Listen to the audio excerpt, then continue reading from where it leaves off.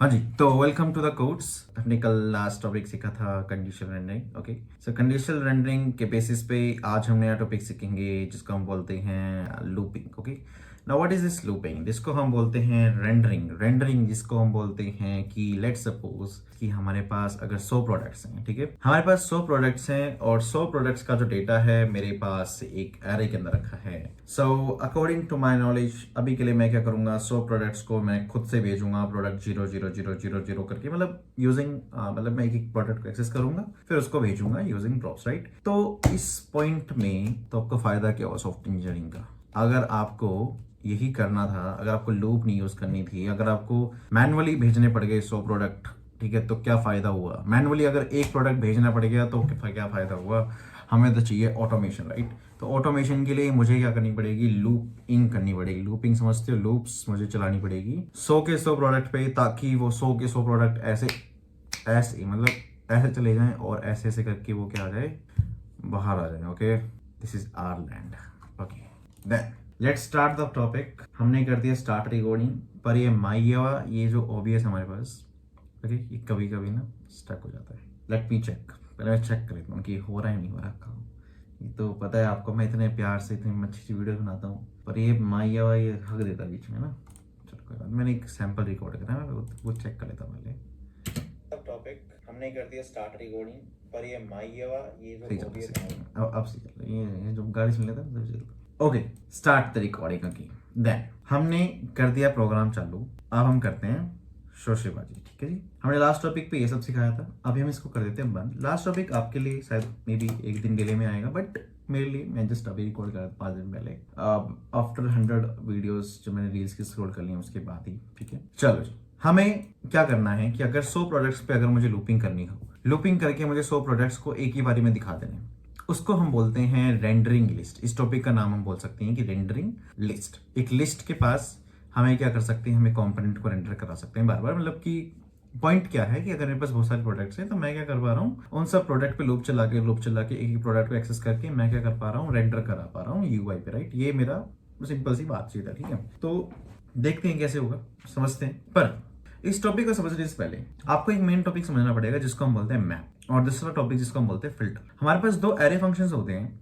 Map and filter, जो बहुत जरूरी है इस काम को करने के लिए। इस कार्य को अगर आपको आगे बढ़ाना है, इस कार्य को संपूर्ण करना है, तो आपको मैप एंड फिल्टर नाम के दो फंक्शंस को आपको यूज करना पड़ेगा। Okay, then to go to this function मैं क्या कर सकता हूँ, चैट जीपीटी पे जाऊँ और मैं ये कर सकता हूँ नहीं, बट हमें क्या करना है, लॉजिक सीखना है। ठीक है, तो मैं जाता हूँ जेएस कंपाइलर में, एक बार ऑनलाइन कंपाइलर ओपन करके मैं आपको पहले जावास्क्रिप्ट सिखाता हूँ, फिर उसके बेसिस में ये सब चीज सीखेंगे। ठीक है, देखो मेरे पास एक होता है एरे, और उस एरे में क्या है, एक वेरिएबल है एरे।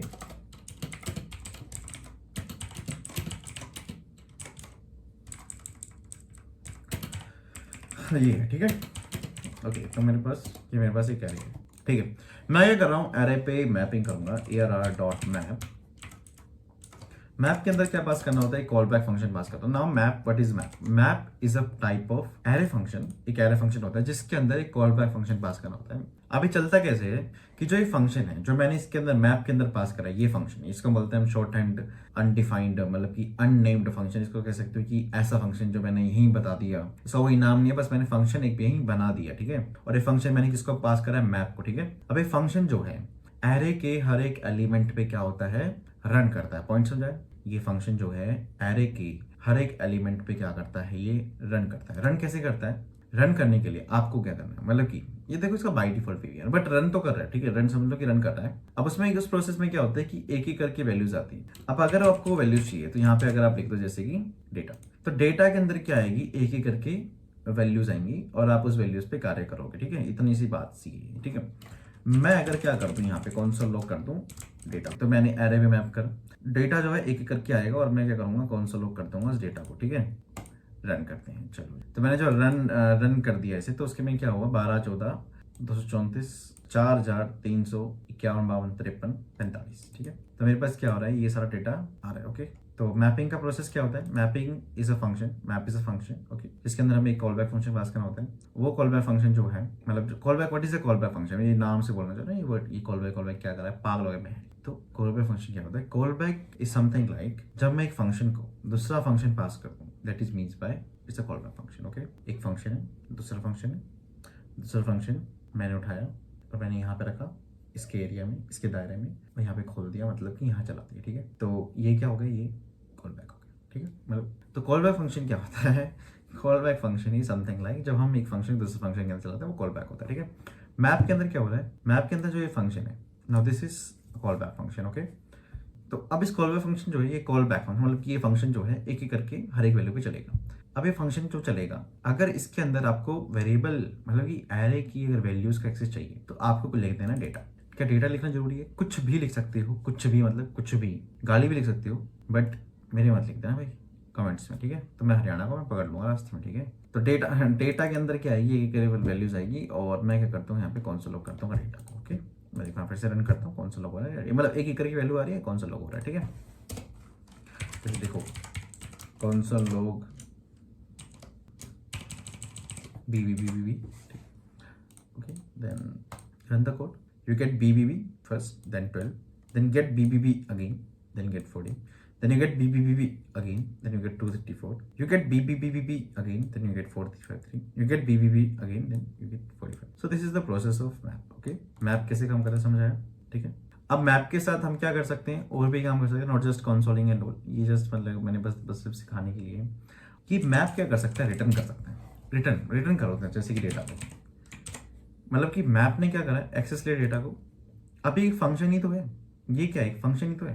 ये फंक्शन 12 के लिए चला, 12 आया, और क्या करा इसने, रिटर्न कर दिया डेटा को, मतलब कि रिटर्न कर दिया 12 को। अभी 12 जाएगा कहाँ पे, 12 जाएगा एक नया एरे बना लेगा। कहाँ बनाएगा वो आपको यहाँ पे डिफाइन करना पड़ेगा। लेट्स सपोज ARR2, ARR2 के बराबर आपने क्या कर दिया, ARR.map को कर दिया, उसके अंदर वैल्यू आई डेटा, और आपने क्या कर दिया, रिटर्न डेटा, वैल्यू आई, और वैल्यू का आपने क्या करते हैं, रिटर्न कर दिया डेटा को। अब जो वैल्यू है वो कहाँ जाएगी, ARR2 के अंदर।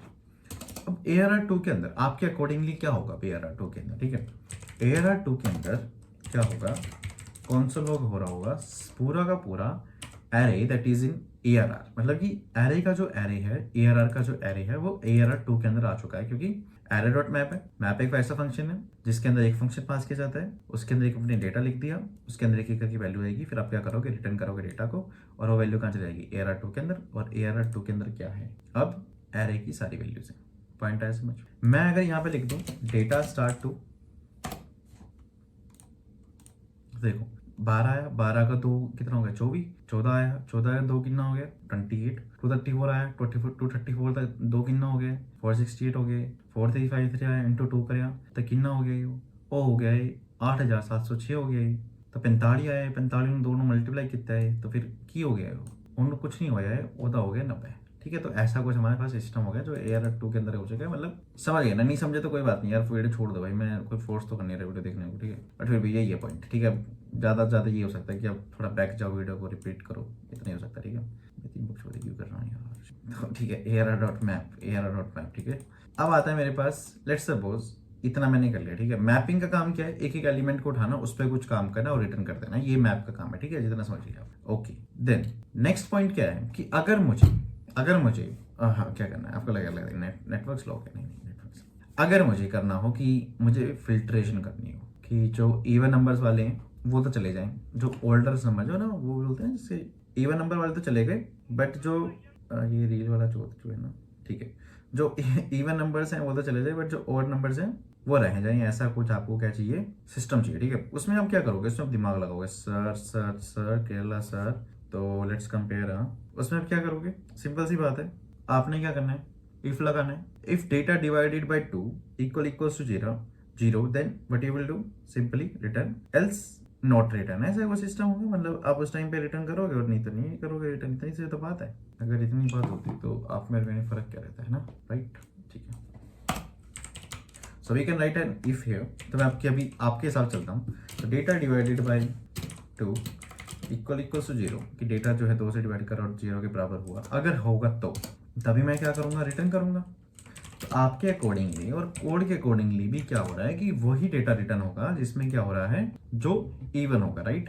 यही पॉइंट है यहाँ पे। तो यहाँ पे 12, 14, 234, 4353 नहीं होगा, 45 भी नहीं होगा, राइट? मैं जब इसको रन करता हूँ तो देखो 12, 14, 234 हो गया, पर 2 के लिए देखो लास्ट में क्या आ रहा है, अनडिफाइंड आ रहा है। क्यों आ रहा है? क्योंकि आपने रिटर्न करा है सिर्फ डेटा को जब 2 से डिवाइड होगा, मतलब जब इवन नंबर होगा तभी डेटा रिटर्न होगा, और जब नहीं होगा तब तब क्या जा रहा है वहाँ पे अनडिफाइंड। तो मैप का मतलब क्या है कि वो कुछ ना कुछ रिटर्न करेगा, आप कुछ नहीं करोगे तो वो अनडिफाइंड रिटर्न करेगा, ठीक है, अनडिफाइंड भेज देगा। तो दिक्कत होगी यार, ये तो फिल्ट्रेशन नहीं हो पा रही, तो क्या करें। बस इसी काम को करने के लिए दूसरा फंक्शन होता है जिसको हम बोलते हैं सब कुछ सेम है, एवरीथिंग।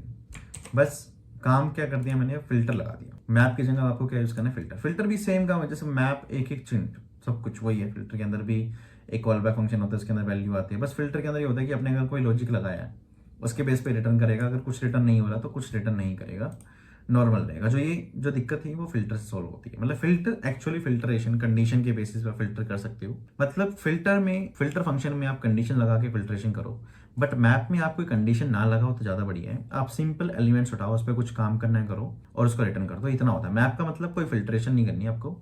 मैप का मतलब आपके पास एलिमेंट्स है, आप एलिमेंट्स उठाओ और उन पर कुछ काम करो, सिंपल। फिल्टर में क्या होता है, आप एलिमेंट्स भी कर सकते हो, उस पर कुछ काम भी कर सकते हो साइड बाय साइड। अगर आपको क्या करना है, अगर आपको कोई लॉजिक लगाना है, कोई कंडीशन लगानी है, उसके बेसिस पर रिटर्न करना है, तो वो आप इससे कर सकते हो। समझा? समझा नहीं समझा? समझा नहीं समझा तो नहीं समझा तो कोई बात नहीं भाई, रिपीट करो वीडियो, ओके। तो अभी हम इतना ही करते हैं, मैप एंड फिल्टर के बारे में समझो और इसके बेसिस पे आप पहले प्रैक्टिस करो इसे। नेक्स्ट वीडियो में मैं इसको सिखाऊंगा विद रिएक्ट.js कि रिएक्ट के अंदर कैसे करते हैं, ओके। बाय।